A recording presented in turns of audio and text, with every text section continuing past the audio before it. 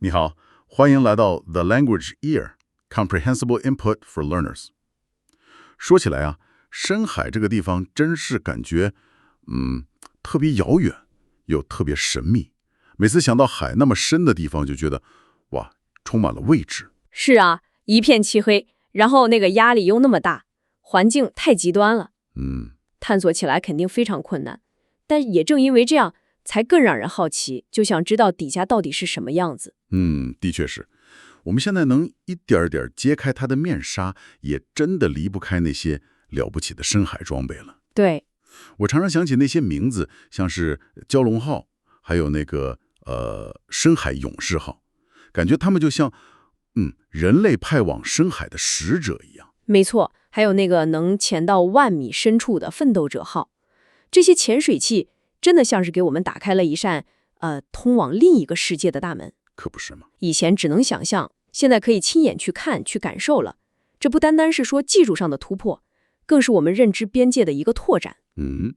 那有了这些深入海底的眼睛之后，我们看到的景象肯定挺颠覆认知的吧？听说有些地方的生命它根本不需要阳光。对，这个就很有意思了。比如那些海底的热液喷口，就像是地球内部的热量从地壳的裂缝里喷出来，它周围就形成了一个非常独特的生态系统。那里的生物呢，它们依赖的是化学物质，而不是光合作用来生存。这个发现啊，当时就完全改变了我们过去对生命存在条件的那种理解。真是难以置信，在那样完全黑暗、冰冷，还要承受那么巨大压力的地方，竟然还能有这么蓬勃的生命活动。就是深海最迷人的地方之一了。是啊，生命它总能找到出路，为了适应那种环境，演化出了各种各样，可以说是奇特的形态和生存方式。我们对生命的这种韧性啊，真的是了解的越多，越觉得敬畏。特别是像马里亚纳海沟那种就是极深的地带，所谓的深渊嘛，以前总觉得那底下可能就是一片死寂。对，有过这种猜想，但实际的探索发现呢，即使在万米深的海底，依然有独特的生物存在。真的吗？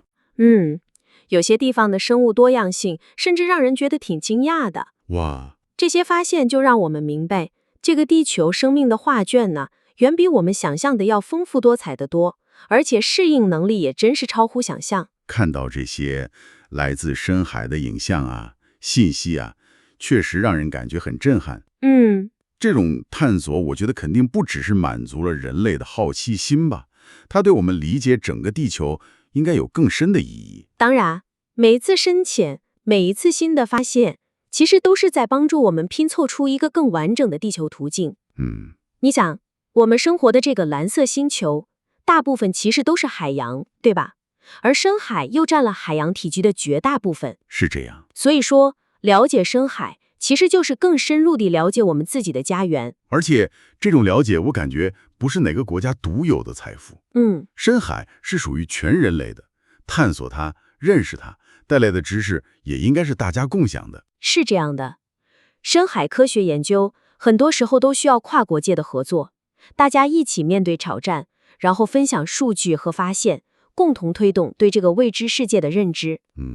这种合作本身其实也是科学探索里头挺美好的一部分，它超越了地域，连接的是就是人类对未知的那种好奇心和探索精神。了解生命的多样性，理解地球的运作方式，这些知识最终都会回馈到我们自身，帮助我们更好的和这个星球共处。的确如此，深海探索就好像是在读一本特别厚的书，一本关于地球历史和生命演化的书。